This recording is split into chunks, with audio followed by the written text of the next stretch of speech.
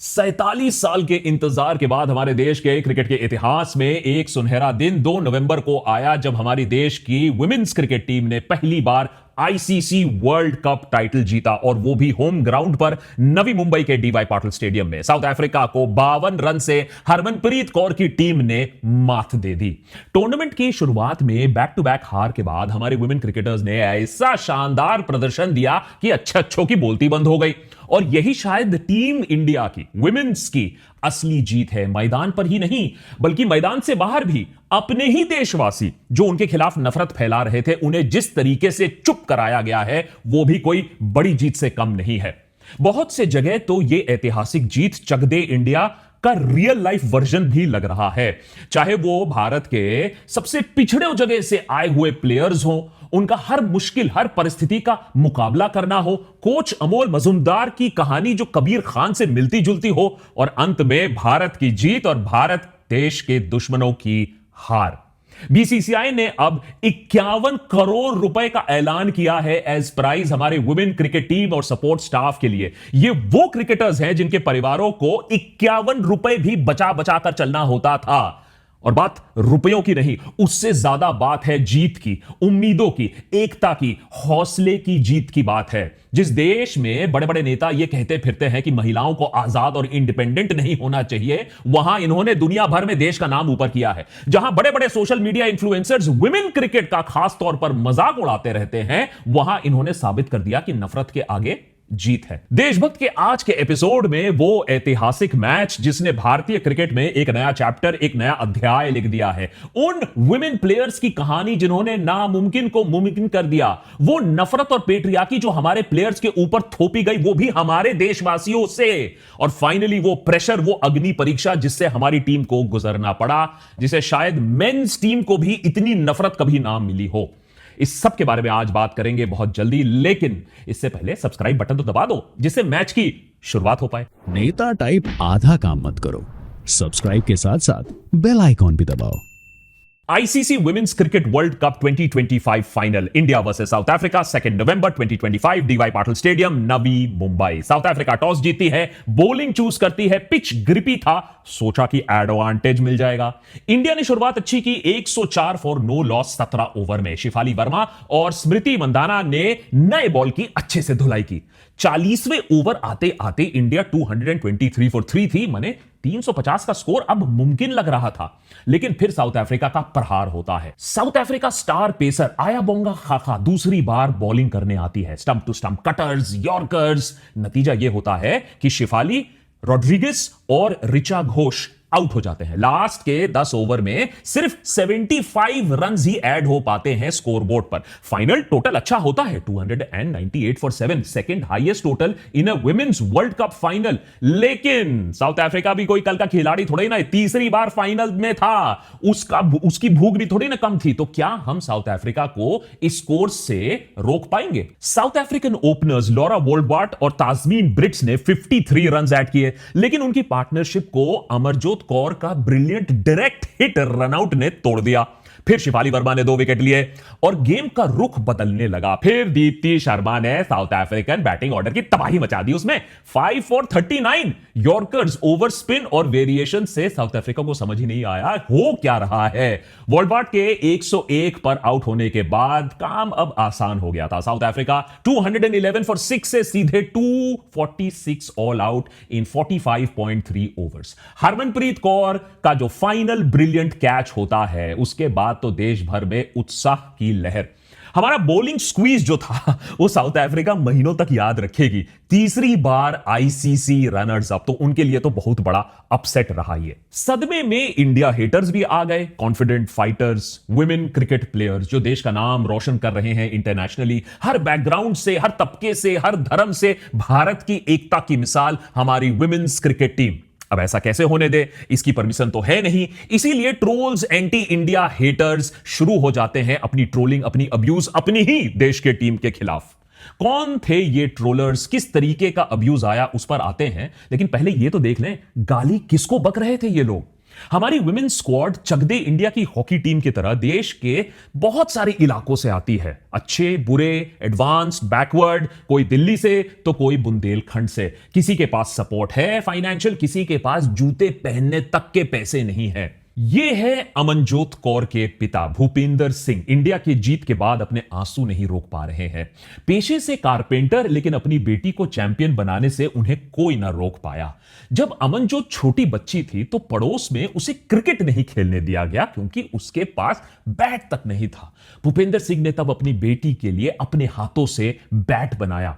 आस पड़ोस वाले लोग खूब मजाक उड़ाते थे कि देखो लड़की क्रिकेट खेल रही है, लेकिन भूपेंद्र ने पूरा सपोर्ट दिया, किसी की नहीं सुनी। कोचिंग के लिए वो अमनजोत को सुबह 5 बजे ले जाते थे क्रिकेट ग्राउंड पर, बगल में गुरुद्वारा में फिर सोते थे, फिर घर ड्रॉप करके अपनी कारपेंटरी के काम के लिए निकलते थे। शाम को ये रूटीन फिर से फॉलो होता था और भूपेंद्र कभी भी वो काम नहीं उठाते थे जो उनकी बेटी के ट्रेनिंग ग्राउंड से दूर था।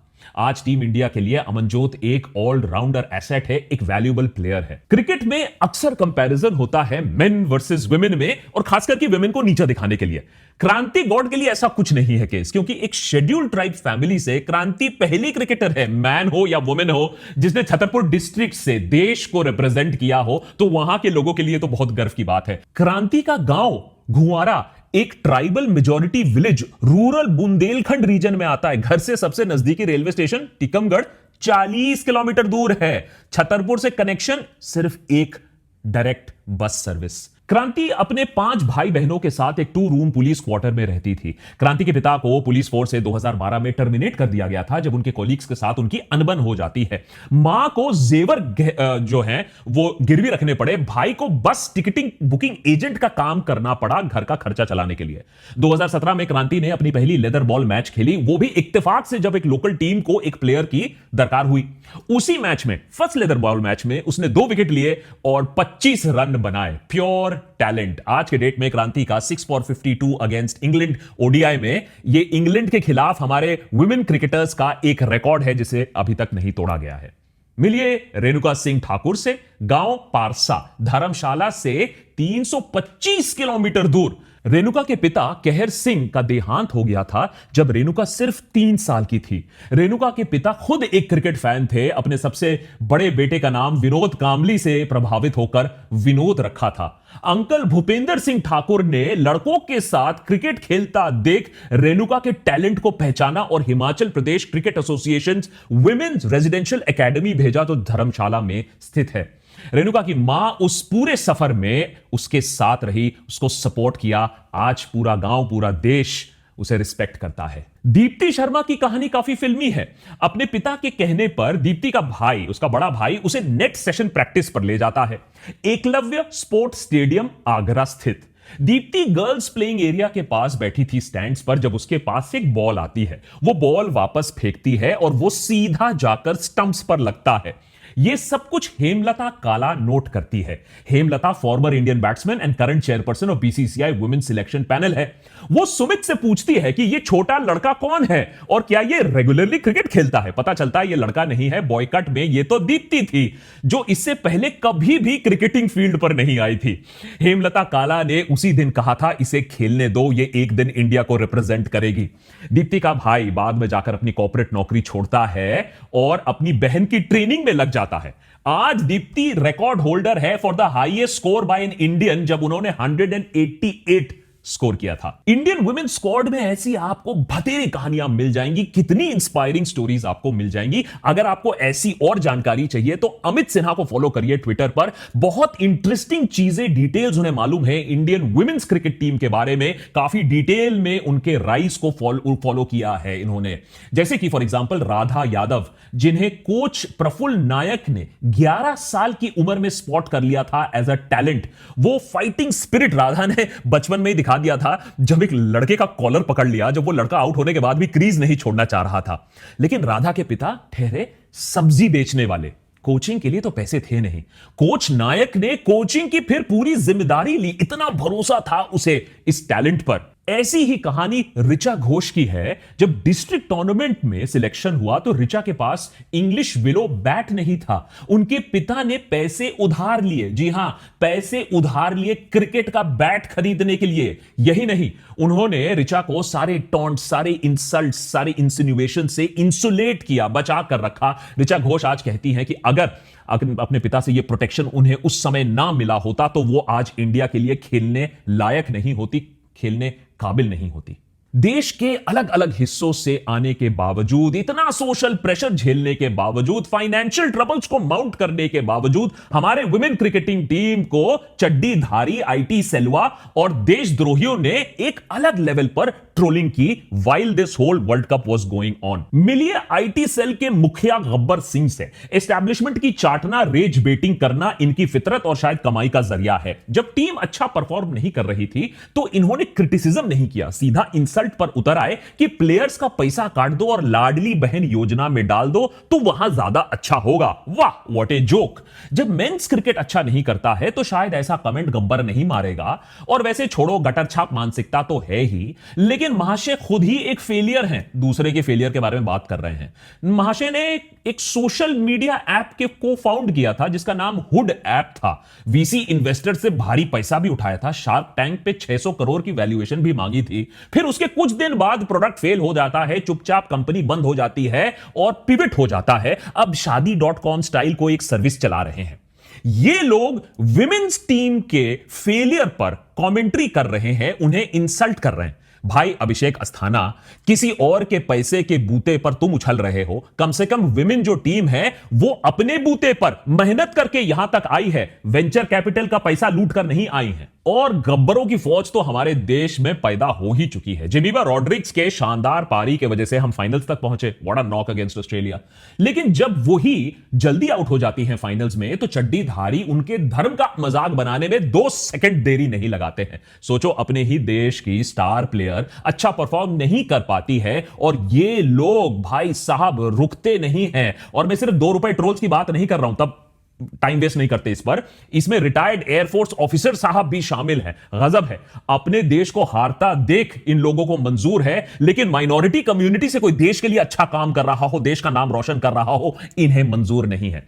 दरअसल कुछ महीने पहले खार जिमखाना ने जेमिमा की जो मेंबरशिप है उसको रिवोक कर दिया गया था, यह कहकर कि उनके पिता इवान रॉड्रिग्स ने जेमिमा की मेंबरशिप का फायदा उठाकर जिमखाना के प्रेसिडेंशियल हॉल में क्रिश्चियन कन्वर्जन करवाने की कोशिश की। कोई ठोस सबूत नहीं था।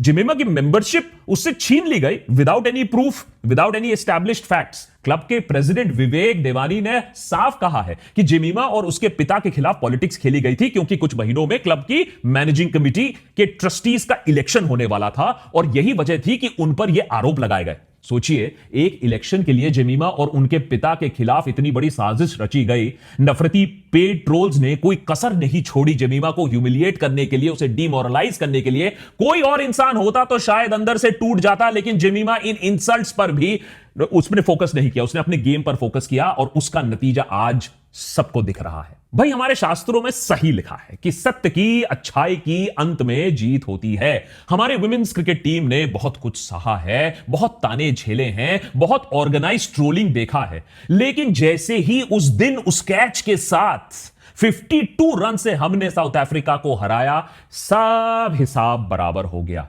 कुछ डिजिटल टेररिस्ट को छोड़कर पूरा देश आज जश्न मना रहा है।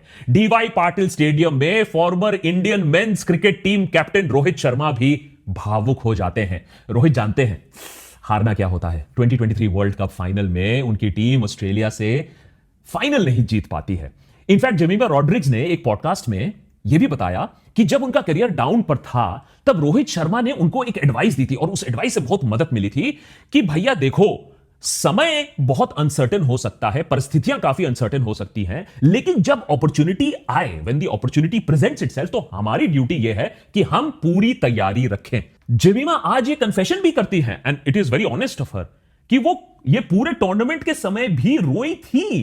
प्रेशर इतना ज्यादा था, लेकिन उन्होंने फोकस किया क्रिकेट पर, क्योंकि वो किसी को प्रूव करने के लिए, डिसप्रूव करने के लिए, साबित करने के लिए नहीं खेल रही थी, वो खेल रही थी for the pure Joy of the game. वैसे ये जॉय वाली स्टोरी वुमेन्स टीम के कोच की भी है, कबीर अमोल मजुमदार की है। कहा जाता है कि he is one of the greatest cricketers who never played for India. Domestic cricket में 11,000 रन्स, लेकिन टीम इंडिया में उस समय मिडिल ऑर्डर में द्राविड, तेंदुलकर, लक्ष्मण और गांगुली खेला करते थे। उन्हें अनफॉर्चुनेटली जगह ना मिली। 2014 में फर्स्ट क्लास क्रिकेट से वो रिटायर करते हैं। रिटायरमेंट के 11 साल बाद ओडीआई वर्ल्ड कप हाथ लगता है as coach of India's women's team. This is not just a win भाई, ये वुमेन्स क्रिकेट को ना अब हमारे देश में उस नजरिए से कभी देखा नहीं जाएगा। अब आप देखिए कि टैलेंट की कैसी बाढ़ आएगी वुमेन्स टीम में भी, और इसमें लेसन सबके लिए है। Resilience, grit. भैया अगर अपना सही काम करोगे ना, अपने चीज पर फोकस रखोगे, अपना पैशन मेंटेन रखोगे ना, जो जितनी गाली बकनी है बक लो, रिडेम्पशन आएगा आपके लिए। प्रेशर को ना कभी don't let it ever get to you. करो, जो चीज चाहते हो वो करो, जो चीज सही है वो करो। Do the hard thing, do the right thing and you will be proven right one day. It will not be easy, किसी ने नहीं कहा है। और इंडियन वुमेन्स क्रिकेट टीम को अगर आप देख लो तो बहुत ही मुश्किल सफर रहा है, लेकिन अंत में जीत सच्चाई और अच्छाई की होती है।